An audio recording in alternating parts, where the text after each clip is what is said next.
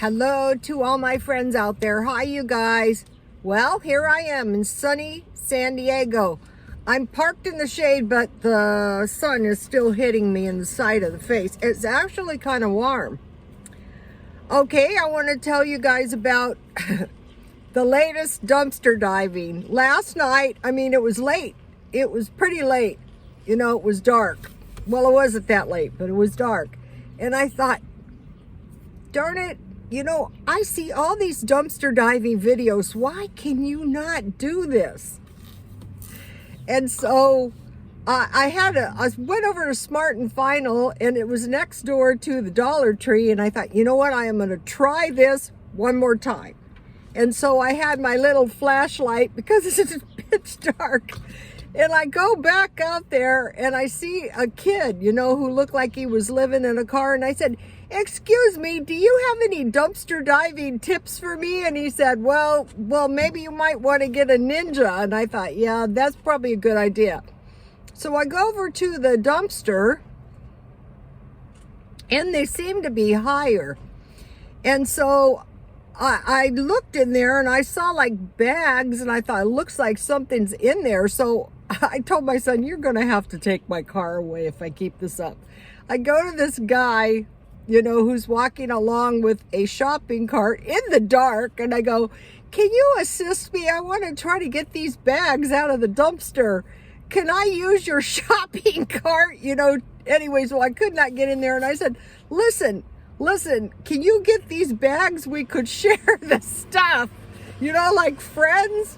Here I am. I got my purse, my phone. So he was a nice guy. No talking, though. Some of them don't talk. So he gets one bag out there and there was like 13 rolls of toilet paper. I go, "Oh, we can split them." I go, "Listen."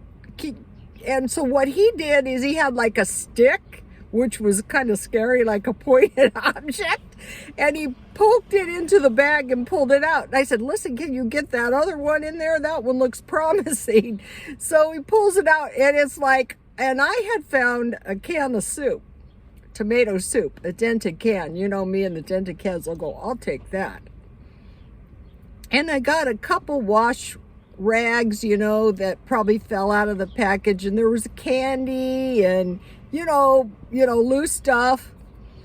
So he ended up taking everything. I took one washcloth, but it does prove that it can be done. And so I was thinking the way to do it, if you are going to do it, is stealthy diving at night. But,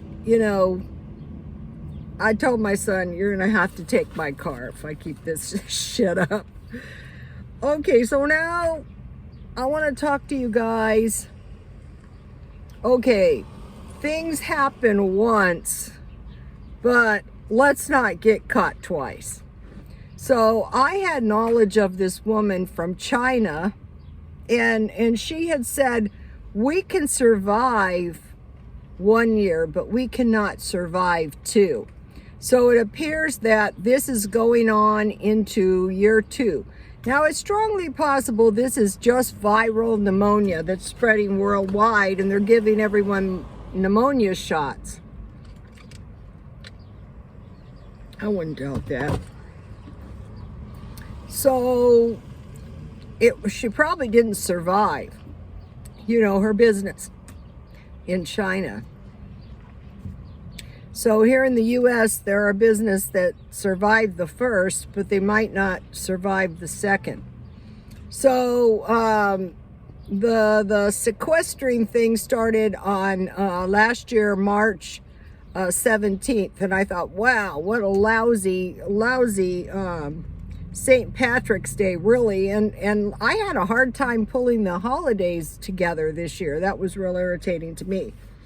So now what we want to do is we want to watch, I did this video on, have we ever seen any of this stuff before? Has this stuff ever happened before, like last year? So what we're watching for is orchestrated or contrived crashes of various sorts, or incidents, or, they're just happening. And so, or maybe they're being contrived or orchestrated. So if any of you are like me, divorced, it's not all the things they couldn't help. It's all the things that they couldn't help and all the things that they could help. And finally you fly out of control and you go, that is it.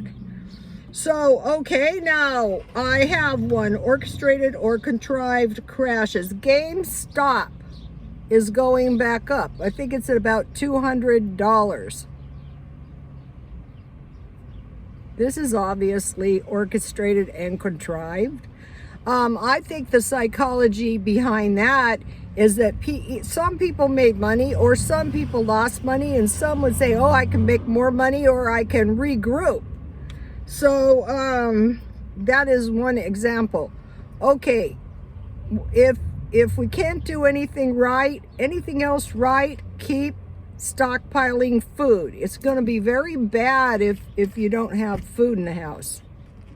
If this year follows the same pattern as last year, it is going to. That is obvious.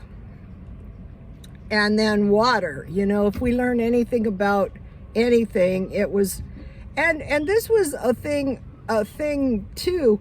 Millions of people don't have clean water in Texas. Yeah, so get your vaccinations. I thought that was weird as hell. So I'm going to be stockpiling water. Okay, I showed you like the approach of buying $10 for a week food. So I'm going to try to come up with something reasonable like that with water. Like some type of containers that you can just fill with, like large containers that don't cost anything and that you can just stock. You can just put water in them and put them in the backyard, you know, and you're ready to go, and keep your bathtubs clean and be watching for this water thing. Also the utilities.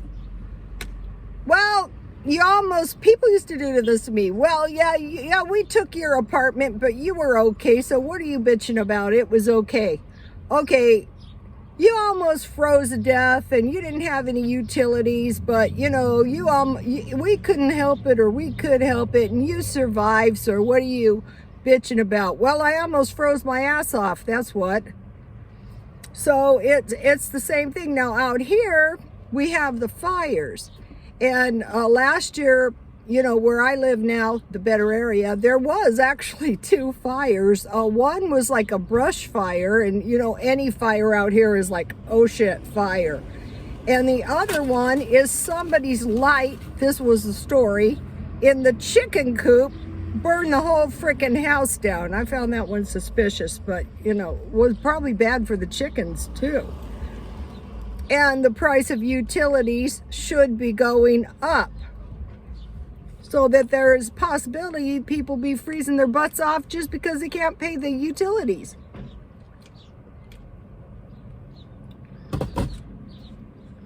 Weather events. Yeah, I would expect those. I don't think those are over. One of the things that I find very helpful during fire season is I watch Mike Morales. It's a YouTube channel, and it's like a fire channel. I mean, it's like a weather channel, and his predictions are pretty good, you know. Also, gas. Have we ever had gas shortages before? Yeah, fake ones. Remember the gas shortage back when? So, I think the best thing is get into the habit of keeping your car full of gas. If you don't have a car, say, I will get a car. And I will keep my car full of gas, because that is going to help me evacuate. Okay, now as for water, I did come up with 2 things. The Sawyer Mini water purifier that you attach to your kitchen sink. And the other one is called a survival straw, and you can literally drink water out of like a puddle. So I'm going to be looking into a survival straw. I learned that on a car living video. Those are very, very helpful actually. Oh, let me show you what I brought in my car. I think one of the things we can do is to avoid catching the COVID is don't eat out. The less people touch your food, your anything, the better off you are. So I stockpile Fritos, and I have canned salsa, and I have these beanie weenie chili flavor. So I try to make like a little meal. I have these fruit sticks I bought for 50 cents, and I bought these granola bars for 20 cents. So that was some extreme markdown shopping and car food that I did. But you know, you can eat those in a house too. So what you want to do is just come up with little meals that you can survive on. Since the beginning of the year, I have been so incredibly cheap. From the time I get up in the morning until I go to bed, I am not at home. I am in my car or I am somewhere else. If you saw the video, I did a video and I had a mask on under an umbrella, and that was at the shopping center where I walk. And in one area, people are giving the vaccination, so I just wear 2 masks. Okay, so things that we might see shortages are beef, wheat, grains, corn, toilet paper, and gas. The best deal I think I see on toilet paper is over here at Walgreens. They have 2 fairly nice double rolls, 2 for $4.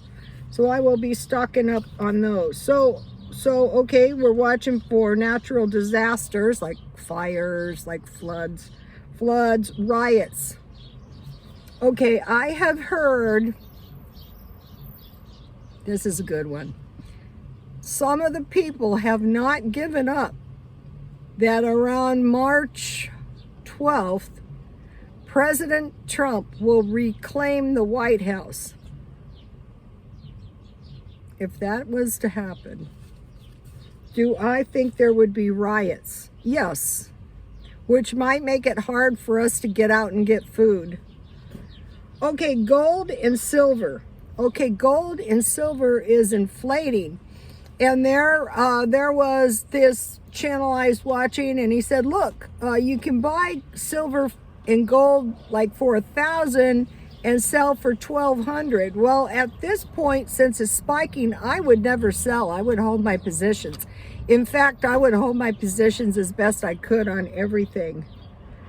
Okay, and then things that are kind of scary are freedom of speech, freedom of movement could be curtailed. Okay, Kroger's and Best Buy laid people off with no notice. Tomorrow, don't come back. There's no job. I think what was behind that is the minimum wage is coming, because they know they have to up the minimum wage, because the minimum wage is essentially what the basic income is or welfare is going to be. And so, you know, is it reasonable to expect people to work for Walmart, for Target, wherever they work, for the same price as somebody getting welfare?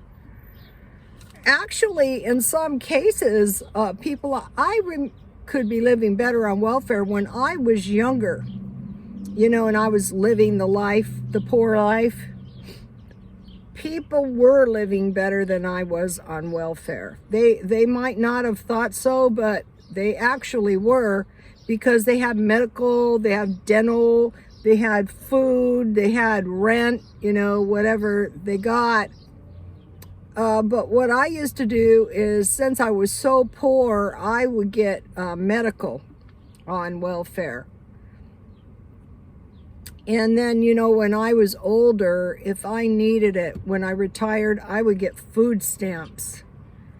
Okay, now I want to talk to you about something interesting, and this is about the Vietnam War. Okay, I was sort of aware of this, but I watched a video, and it was Duncan O'Finian or something like that, and he was a child psychic, and what he said was the psychics would assist people in the war effort. And that when he was assisting these, what it was is like the army was invaded, and so the psychic children assisted the army in defeating the enemy. And so you might say, do I believe that? Yes, I do. And another thing I think is we're seeing evidence of witchcraft and occultism in high places. And they don't care if we know about it either. So, so the thing about it is, when these psychic children, and it was hard on the children too, this might have been what was behind the Epstein thing too, how they were able to secure the blackmail stuff. So what he said was, during these events, that the demons or the dark forces fed off the human misery of war in a very pleasurable way. So when we see these events, these horrific events with lots of human suffering, we know that on the dark side of things, that these, I don't know if they're really demons, I think so, demons in high places, are enjoying the misery of humans. And so when we see this massive suffering of humanity, we can pretty much conclude that on the other side of this are some evil enjoying the misery. So what we want to do is we want to be aware of that, and what we have to do as well to protect ourselves, those of us are Christians, is daily plead the blood of Jesus Christ on our families and ourselves. And so, you know, I was in the healing ministry, and let me tell you, used to piss people off. And I heard stories of deathly ill people, and a lot of times it was their wives. And the wives would sit by the side of the bed of, like, say, the husband. And I did this on my husband, to my husband, and just pray and pray and pray and pray to God for help, help, help. And so, like, in all of the hideous things I have been through, this was what I would do. And let me tell you, it has never failed me. I heard also one of the things are these demons or evil doers have one plan. And this is how I think humans can also defeat the AI, is just switch the plan up. Just evacuate. Just, you know, say, I better get out of here. You know, be aware that this could be behind a lot of it. So, okay, so now you don't have to be a psychic for a lot of this. Mid-March is coming. This may be pneumonia season. I don't know. So last year they closed us down entirely. Up at the shopping center, I walk. I don't know how those. First of all, I used to work up there, and it wasn't good a few years ago. So I don't know how they can stay in business. And I heard within 4 years, I heard a maintenance guy talking that they plan on taking that store out. So what happened is, a lot of times when the Walmarts came into malls, they had free rent for 5 years, and they doubled the rent on everybody else to pay their rent. And so now if the Walmarts and the Targets go online and pull out, that will be the death blow to the shopping centers, to life as we know it. So those are a few things I had to say to you guys. Take what you like and leave the rest. Try not to attack me if you can possibly avoid it, if you made it this far. But actually, I kind of enjoy the attacks myself, because usually what I think when I read it is, you dumbass person. That is what I really, really think. Okay, you guys, please like, comment, and subscribe, and God bless you all.